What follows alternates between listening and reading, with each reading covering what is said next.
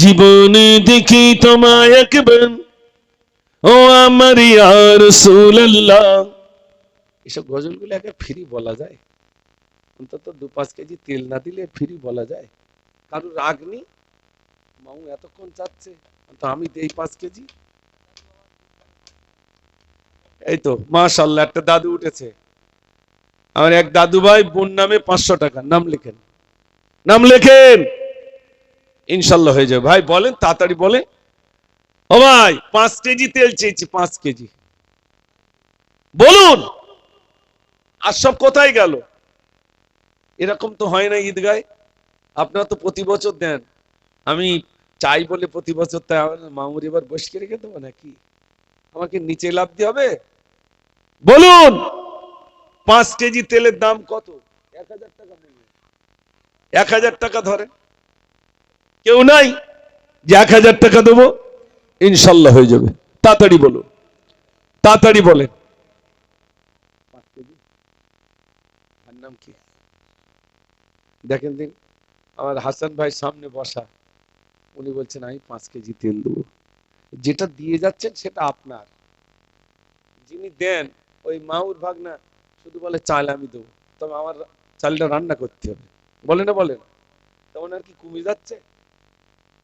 দান করলে কমে না ভাই, খোদার কসম কে বলছি, শোনেন। আমার জীবনের একটা ছোট কথা বলি। আমার কাছে মাত্র 20 টাকা আর নেই। আমাদের গ্রামে একজন, তাকে রাগা, তো আমি সেটা নাম বলবো না, রাহাতুল্য ভাই ছিলেন। আমার বলছে মসজিদে নামাজ, হ্যাঁ মুজাফফর তুই আমার ফেতরা দিবি নে? রোজার মাসের কথা বলছি। বলছি হ্যাঁ ভাই তোমার ফেতরা দিতে হবে, এসো। তা আমার বাড়ি 20 টাকা ছিল, ওটা দিয়ে দিয়েছি। আমার বাড়ির লোক বলছে মাত্র 20 টাকা ছিল, এটাও তুমি দিয়ে দিলে? আমি বললাম আল্লাহ দেবে। তাহলে কখন দিয়েছি ভাই? সকালের দিকে। ভাই নামাজ পড়তে এসেছে বলে ওই 10টা 11টার দিকে 20 টাকা দিয়ে দিয়েছে। আমার বাড়ি আর খোদার কসম কিচ্ছু নেই।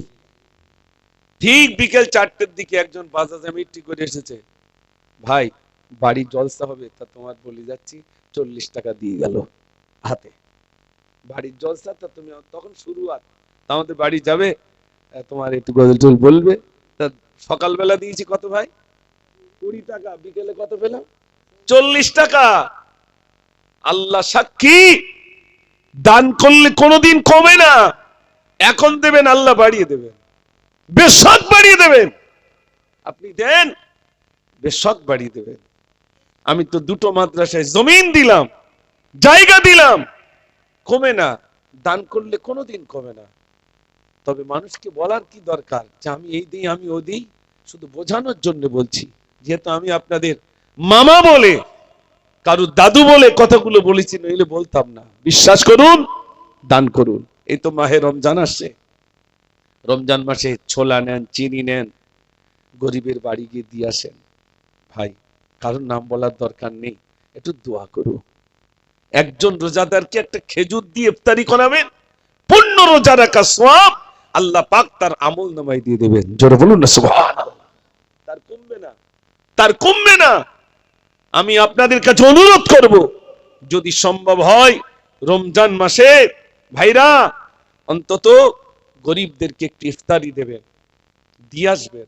এই নাও, নাম বলার দরকার নেই। ছোলা নেন, চিনি নেন, নেড়ু নেন, একটু বেসন নেন, একটু তেল নেন, একটু মুড়ি নেন। সে যেন একটা মাস, অন্তত 15টা দিন যেন ইফতার করতে পারে সুন্দরভাবে।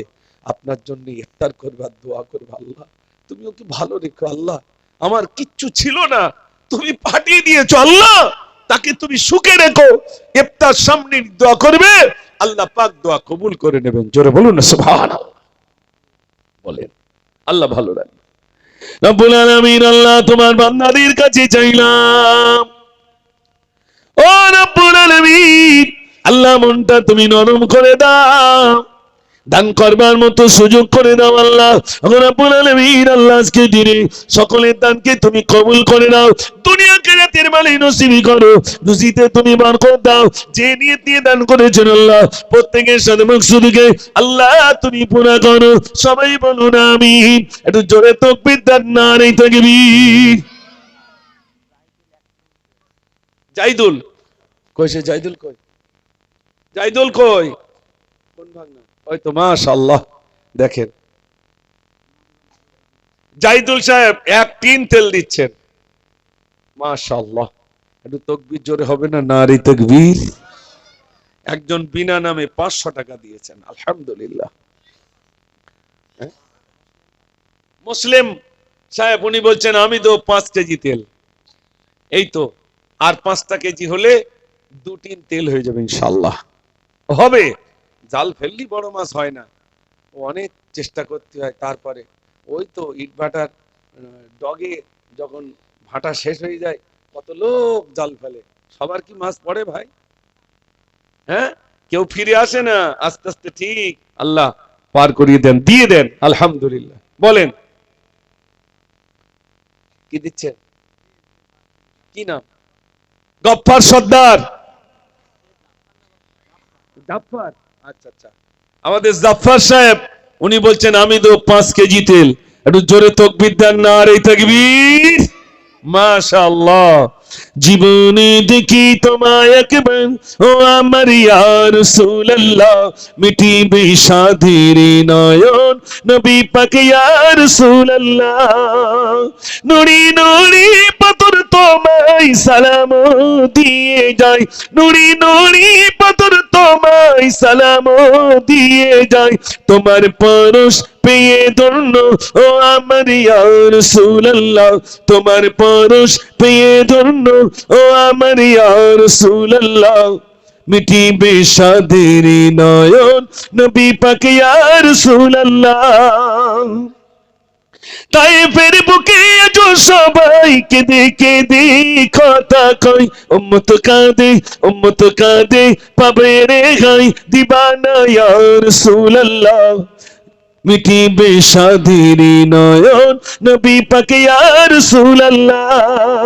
জীবনে দেখি তোমায় একবার, ও আমার ইয়া রাসূলুল্লাহ, মিটিবে সাধের নয়ন, নবী পাক ইয়া রাসূলুল্লাহ। নারে তাকবীর। মাশাআল্লাহ।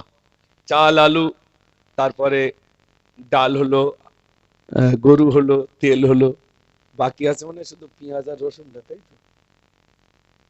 পেঁয়াজ রসুন ওইটা হলেই আমি কিয়াম করে দেবো ইনশাআল্লাহ। পেঁয়াজ আর ওই রসুন আদা একটু বলেন ভাই, পেঁয়াজ তো বেশি লাগবে না, 2-5 কিলো কি 7 কিলো এরকম লাগবে। হয়ে গেছে? কই কই রাজু কই? ও আমাদের ওই রাজু কে দিচ্ছে? ও প্রতি বছর, মাশাআল্লাহ। মানে কি কি? শুধু পেঁয়াজ, মাশাআল্লাহ। আচ্ছা আচ্ছা, এটা তো ভালো দিক। পেঁয়াজ যা লাগে এরকম কয়েকজন ধরে রাখতে পারলি ব্যাস। আর আমি এবার একটু বলে যাচ্ছি, যেহেতু আগে 8 এবং 9 ফাল্গুন মাদ্রাসার জলসা ছিল, ওটা একটু চেঞ্জ করা হয়েছে যেহেতু রমজান এসে গেছে, আর আমার বিরাট চাপ ছিল।